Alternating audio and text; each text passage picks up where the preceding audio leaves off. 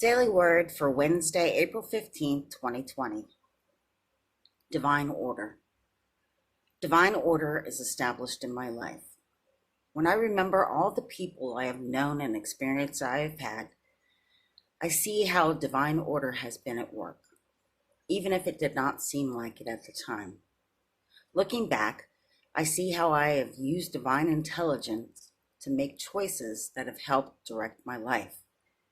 As I let go and begin to trust more completely in divine intelligence, expressing as me, I begin to understand the perfection with which my life has unfolded.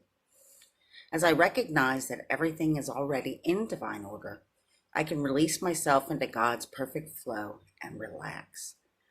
I offer no resistance to the flow of harmony and goodness. My life is in divine order. I open my eyes to see it now.